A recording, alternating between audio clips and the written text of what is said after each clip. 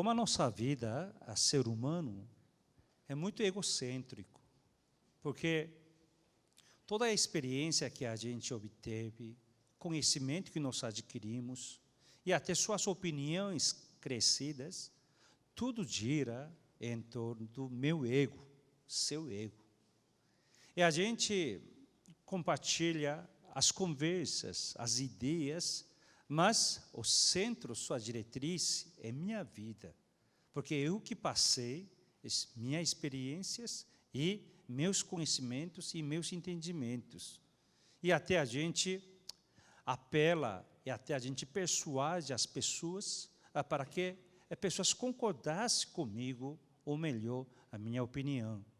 Por isso, algumas coisas que acontecem na nossa vida, o que acontece? A gente fica muito bondoso consigo mesmo, porque eu estou cansado, porque eu estou estressado, porque eu estou em depressão, porque eu tenho dificuldade. Então, todas essas coisas que acontecem, eu sou muito generoso comigo. Mas quando a gente aplica isso para outras pessoas, a gente fica muito criterioso e também muito disciplina. E é assim que a gente vê, vendo a pessoa, reavaliando as pessoas, e vê como que essa pessoa vive e fala da sua opinião. Fundo no fundo, mesmo que a gente é silêncio, ou gritando, ou pessoa mudo, emudecido, ou falando, mas o que prevalece é sua opinião. Não é uma tentativa de entender a outras pessoas, mas sim, mesmo que eu sou calado, porque é meu conhecimento, minha experiência, mesmo que eu estou falando, justificando, porque essa é minha razão. Irmãos, a gente tem que lembrar bem, então, quando você quer adquirir esses direitos, então, suas responsabilidades proporcionalmente também é maior. Grandes privilégios, grandes direitos, grandes opiniões requer sempre proporcionalmente nossa responsabilidade. Se a gente quer usufruir a sua liberdade, liberdade de expressar, liberdade de falar, liberdade de a gente tomar decisão, essa liberdade é diretamente ligada com uma disciplina severa na sua vida. Se você não toma essa disciplina na sua vida, e você começar a abusar a sua liberdade em nome da liberdade.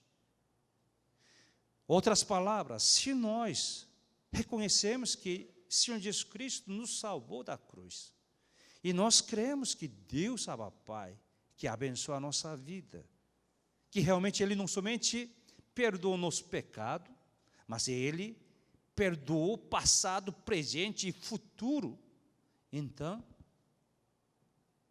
ouvir e amar sua palavra é uma coisa mais natural. Se você ama alguém, você ouve a palavra. Não é questão que você não quer entender, ou não entende, não compreende, porque, no fundo, você não ama mais. Se você não ama, você não acredita mais na palavra. Quando os jovens se apaixonaram, mesmo que um rapaz fala tudo pafufrado, para a moça é como aquelas palavras são doces. É vice-versa. Realmente uma moça fala e todo mundo fala que aquela menina não presta, mas nos olhos e os ouvidos do rapaz não existe mais verdade cristalizada do que ela. E vê isso no nosso relacionamento.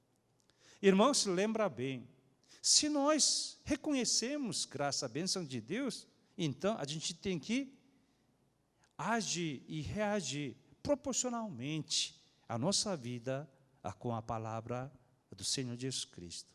E ainda essa palavra é dada no último momento, justamente aquele que veio a nossa forma, o homem, ainda aquele que morreu carregando todo o nosso pecado, para redimir esse pecado, ele foi crucificado e morto, e ainda ele não parou por aí, ele ressuscitou em terceiro dia para nos entregar nova vida, a vida eterna.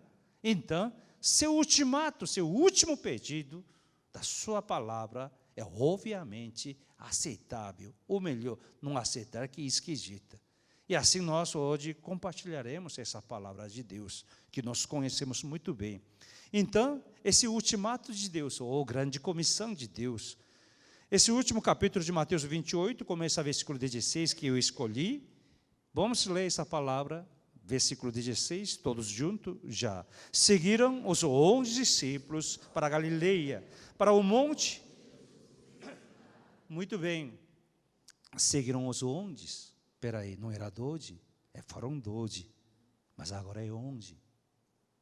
Até o Senhor Jesus Cristo, que é Jesus Cristo, Salvador, até Ele falhou, humanamente falando, que Ele não conseguiu cuidar de 12 discípulos. Chegou esse número a quem? É 11. Ele chamou 12, Mateus capítulo 10 fala claramente, mas o que mais me chama a atenção é Marcos capítulo 3, versículo 3 de diante, fala claramente, porque ele chamou, justamente chamou os que ele mesmo quis. Mateus capítulo 3, Marcos capítulo 3, versículo 13. Pode mostrar Marcos capítulo 3, versículo 3.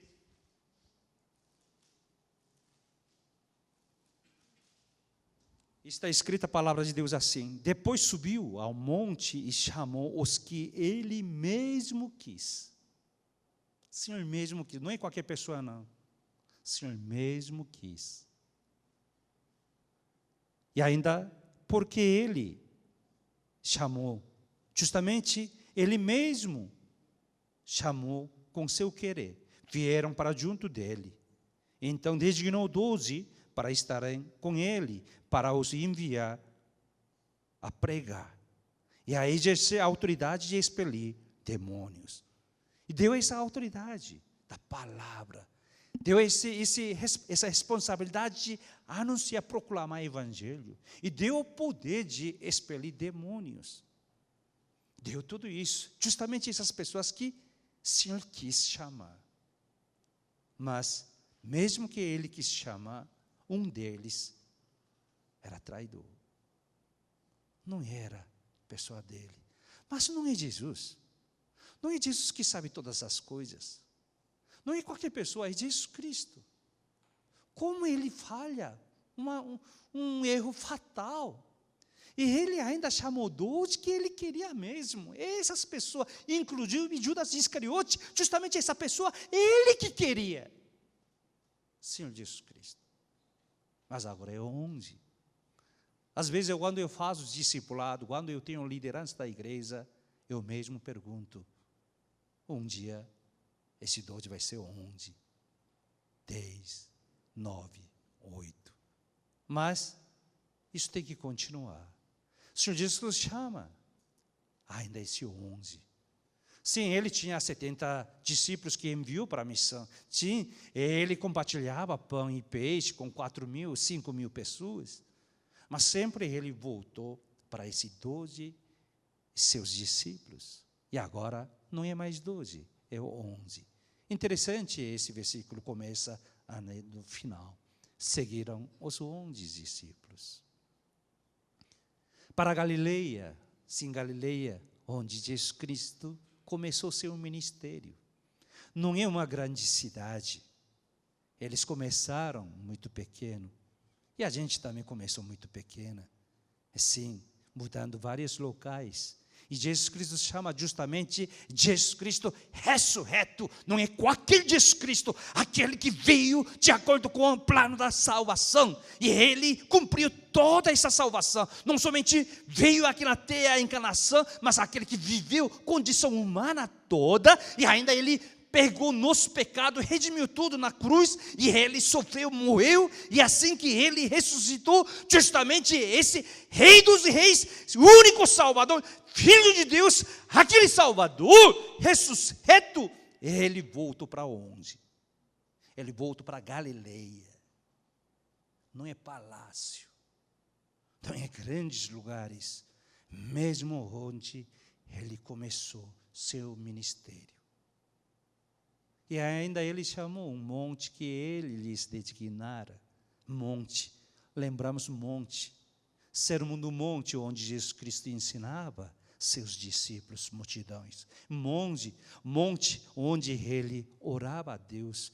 Monte onde que ele subia, transfigurando seu corpo, mostrava a glória de Deus. Monte onde Jesus Cristo, Getsemane, ia orando e chorando, buscando, para que Deus realmente tenha possibilidade de tirar seu cálice para beber. É monte. Monte, sim. Jesus Cristo no seu relacionamento. E ele sabia que com seus discípulos tem momento que ele tinha que afastar. Aí ele procurava monte para orar até amanhecer.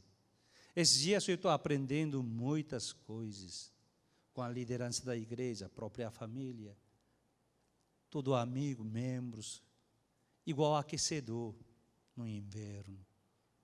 Se afasta muito, você vai sentir frio. Então você tem que aproximar para esquentar o corpo. Mas no momento que você abraça esse aquecedor, se queimará. Você tem que afastar. Se você abraça, se queima. Se queima. Tem muitas queimaduras na minha vida. Porque realmente era difícil como fazer uma igreja com todas as raças. Não importa línguas, língua é o que é resultado do pecado do Torre Babel. Como que a gente vence essa dificuldade?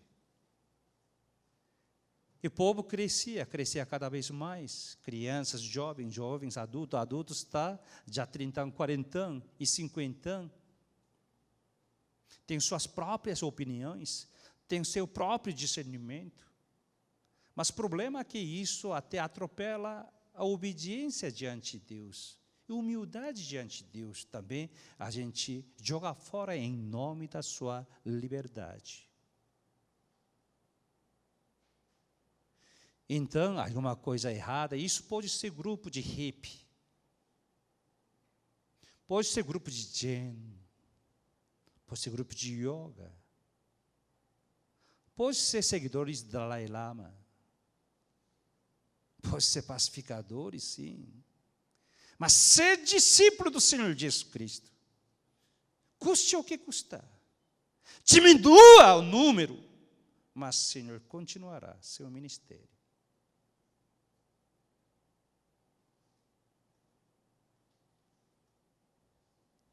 E assim Jesus Cristo chamou.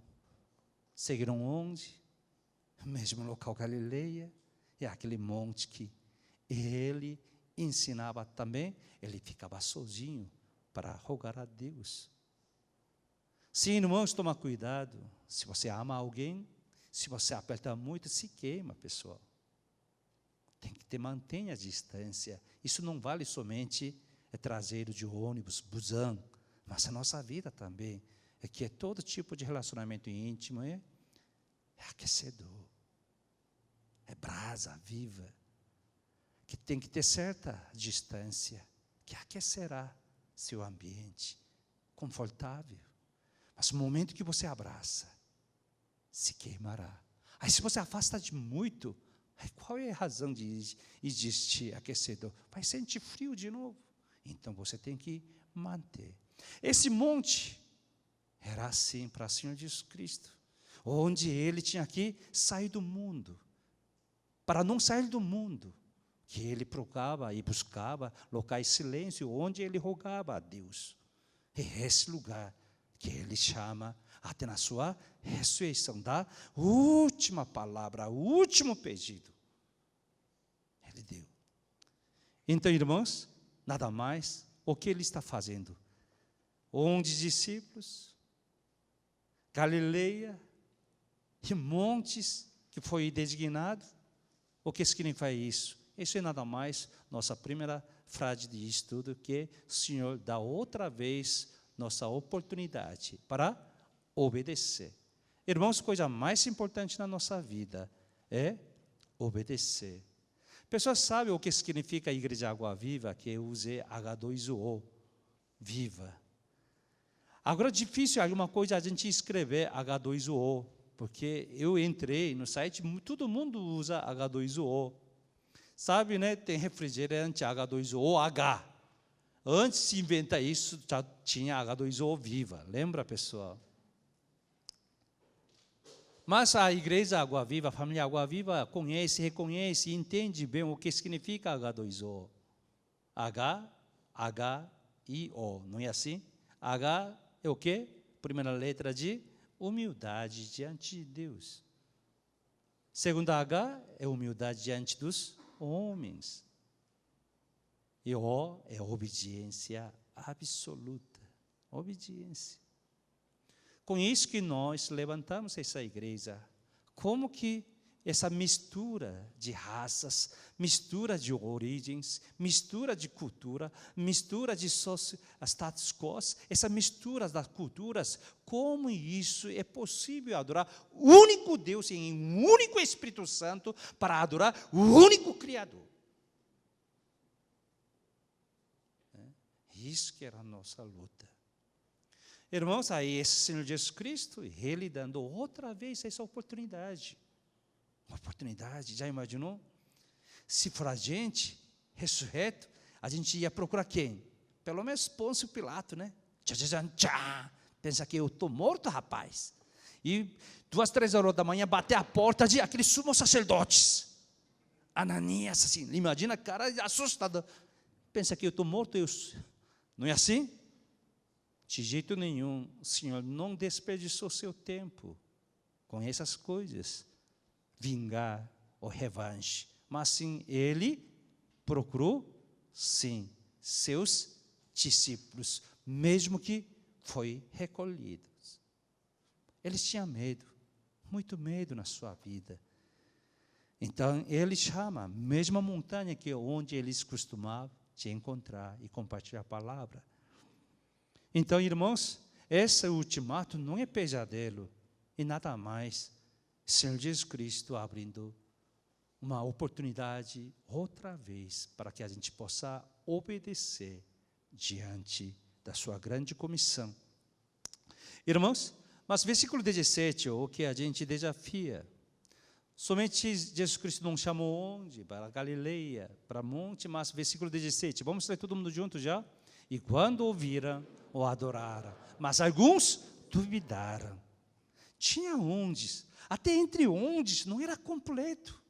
Humanamente falando, eu estou falando de novo, pessoal, humanamente falando, e Jesus Cristo totalmente arruinado seu ministério, né?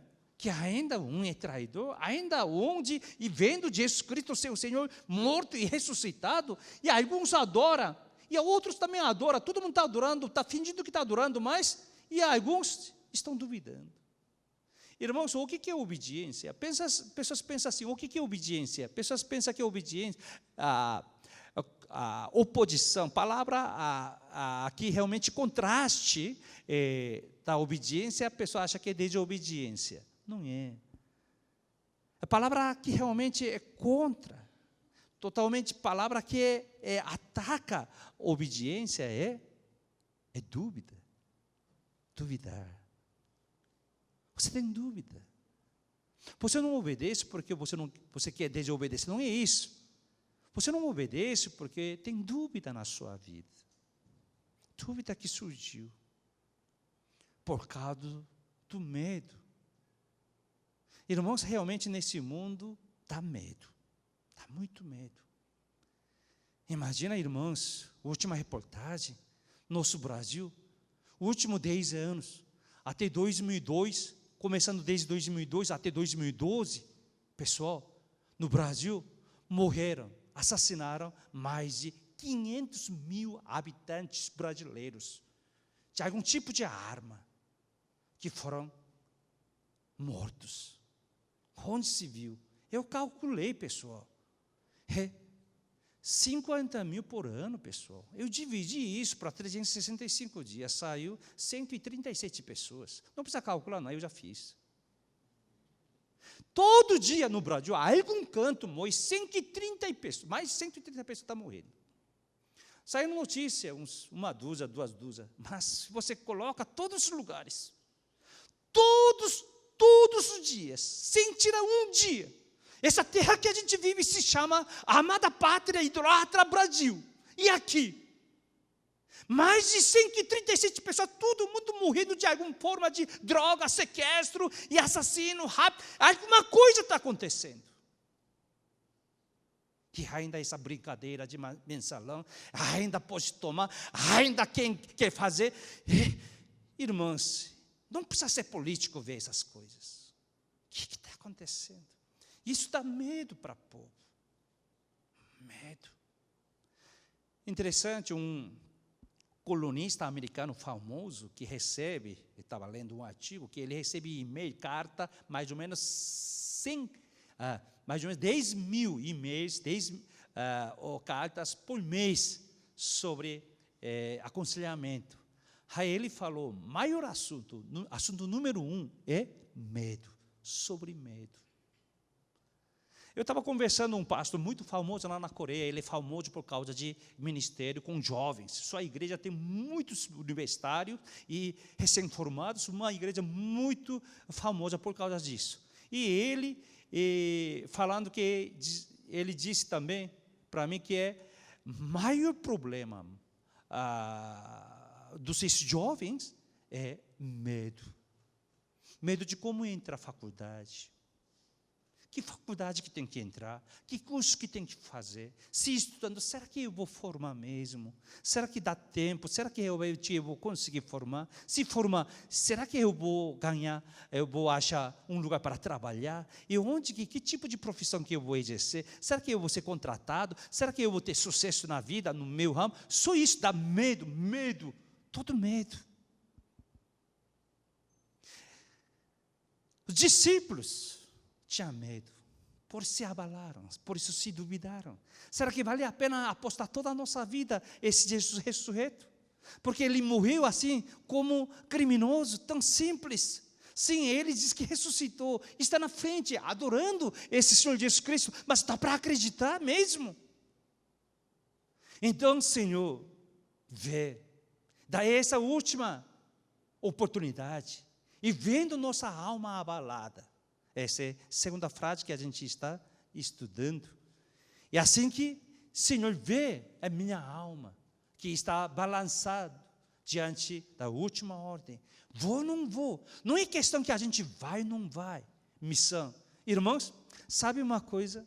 Não é que eu estou falando hoje sobre mensagem sobre oferta. Você sabe que raramente eu falo sobre oferta. Mas eu emprestando essa palavra oferta, porque as igrejas e até pastores comercial e pilantras usam esse termo? Porque nossa vida é intimamente ligada com dinheiro, não é? Nós viver bem, conforto, segurança, educação, saúde, moradia, não é intimamente ligado com dinheiro. Então, o povo quer ser mais abençoado. Quando fala bênção, a gente pensa o quê? Eu quero ganhar mais, não é isso? É intimamente ligado com dinheiro. Isso eu acho que não está errado, não. É porque o mundo gira dessa forma.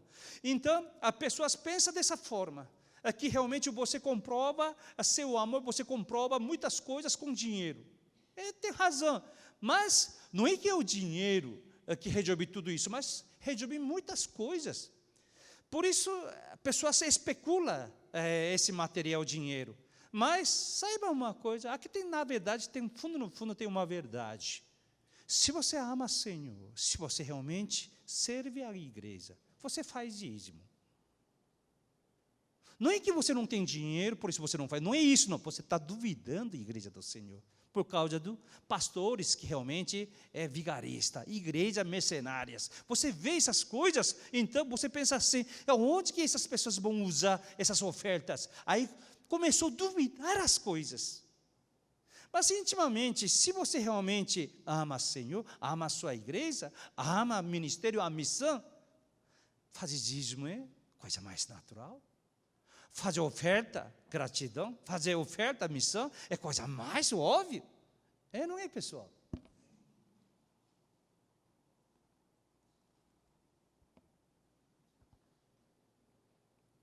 Outras palavras. Pessoa que não faz dízimo, eu não estou falando cai fora daqui, mas eu duvido suas fés. Não adianta falar.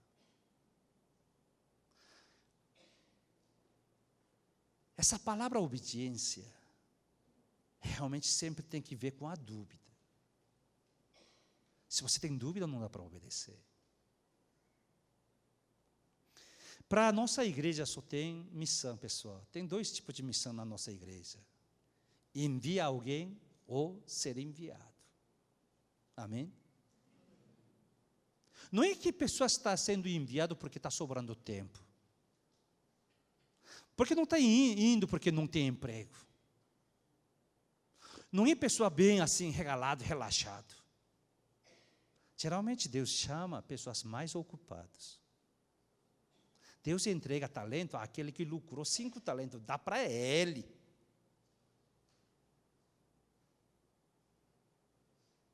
Irmão, se lembra bem, só existe 2 tipos de missão.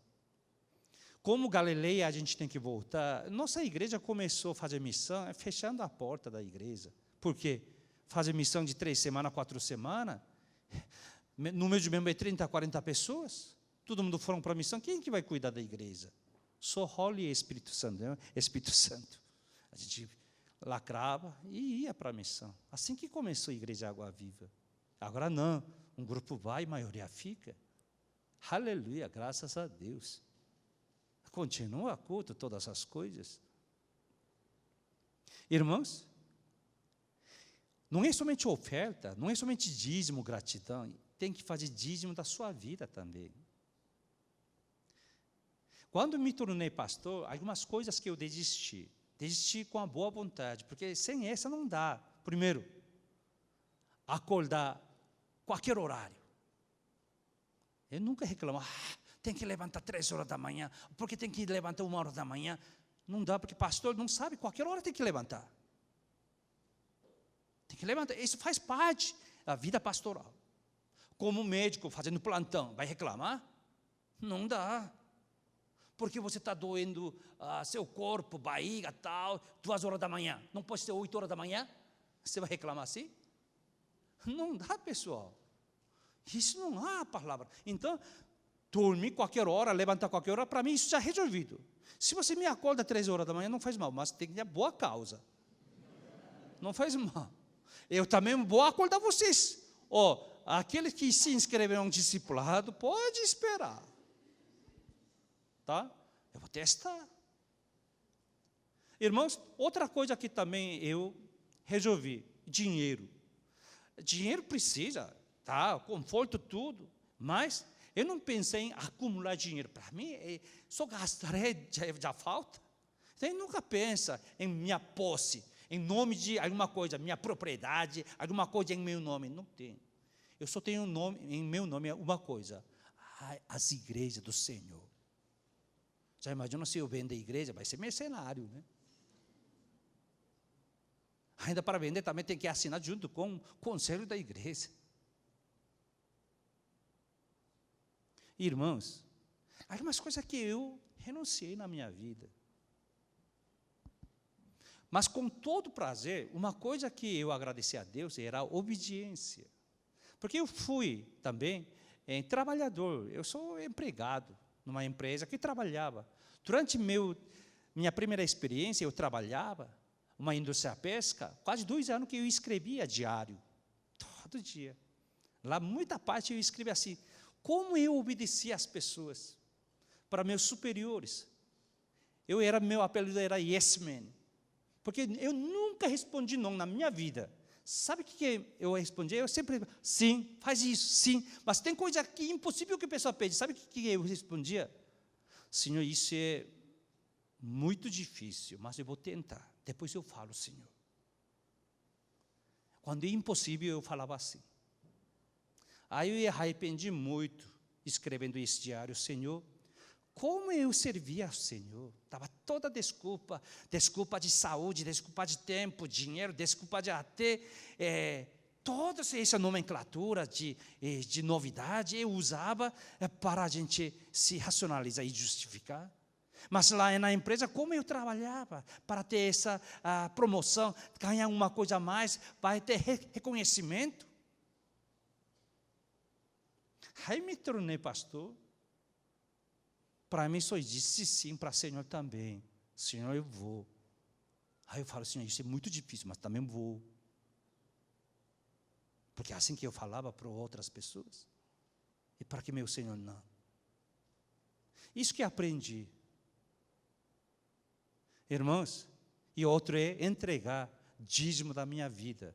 Eu sou pastor, eu sempre trabalho na igreja, mesmo assim, 10% da minha vida, anualmente, eu tenho que estar em outro lugar, servindo outro campo missionário ou a alguém, outra igreja. Eu fiz isso com as minhas filhas, mas chegou o tempo. Eu sempre penso, aí perguntar ao Deus, isso é o último? Senhor, isso é o último? Mas agora, queira ou não queira, elas fizeram. Entregar 10% da sua vida ao Senhor. Se você realmente, você é filho de Deus. Sua oração, não se preocupe, o Senhor ouvirá. O Senhor cuidará da sua parte. Nunca brinca com o Senhor Jesus Cristo. E ele disse, essa terceira parte, o que ele falou, versículo 19, vamos ler versículo 19, pula 18, 19, vamos ler versículo 19, todo mundo junto? E depois, tanto, fazer discípulo de todas as nações, batizando em nome do Pai, do Filho, do Espírito Santo. 20, continua uma parte. Guarda, tenho ordenado, é isso. Essa que deu essa ordem, essa é a grande comissão.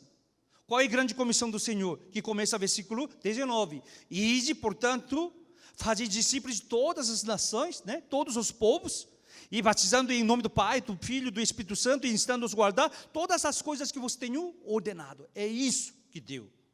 Aí eu falei, é muito pesado, tem que ir para todas as nações, todos isso.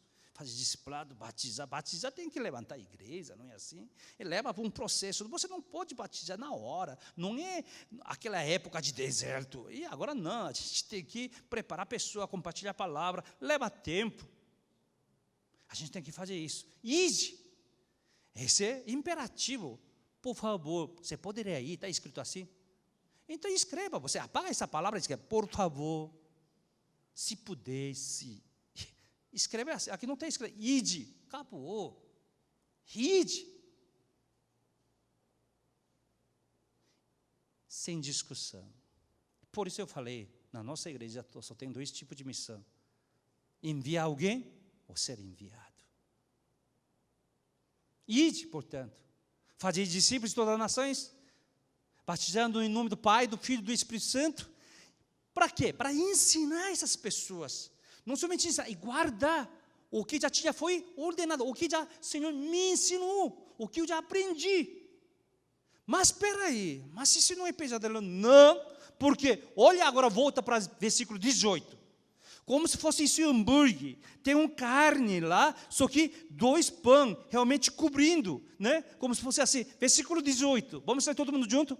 Jesus aproximando-se, falou-lhes, dizendo, toda a autoridade me foi dada no céu e na terra. É toda a autoridade que o Senhor tem, não somente no céu não, mas sim, céu também, esse universo, até clima, o que acontece, todas essas coisas, sinais de natureza que Ele controla, e ainda dá sobre toda a terra, aquele que tem todas as vidas, todos os seres, Ele tem toda essa autoridade, sim, a autoridade da política, economia, seu bem-estar, Ele tem toda a autoridade sobre a terra e sobre o céu. Essa autoridade Ele tem. É esse Senhor. Versículo 20, segunda parte. Vamos lá. E eis que estou convosco todos os dias até a consumação do século. Eu estou contigo. Todos os dias. Esse Senhor que tem a autoridade sobre todo o céu e toda a terra. Ele ficará comigo todos os dias, até a consumação do século. Amém, irmãos. Mas, por causa de medo, surge dúvida na minha vida, sua vida. Nós vacilamos. Irmãos, nós agradecemos a Deus, porque o Senhor nos deu essa oportunidade de novo para a Igreja Água Viva. Eu estava meditando essa palavra, Senhor. como o Senhor é persistente. Ele botou mesmo os discípulos. Mesmo número faltando. Às vezes eu penso, Senhor, que número que vai faltar na igreja Água Viva. Alguns mordomos vão sair. Algumas lideranças vão sair. Mas continuaremos essa trajetória até sua vinda, ou a gente vai primeiro a Ti.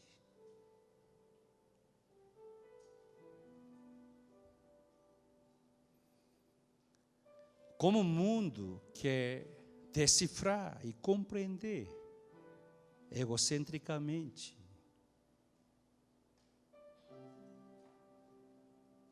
mas encontraremos a Galileia, onde a gente passou São João, Rua Helvécia, a gente passou onde Praça Polidouro, onde Rua Caiova, onde Traipu, esses lugares. O Evangelho do Senhor continua. Encontramos muitas pessoas, crescemos nos filhos, se tornaram cooperadores e se saíram para outros lugares. Mas continua.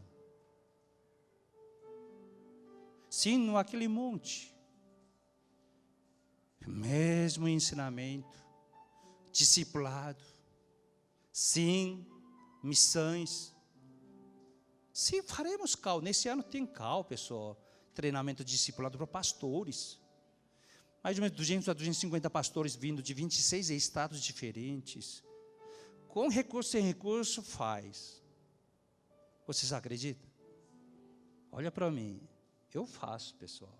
Com vocês. Eu nasci para fazer isso.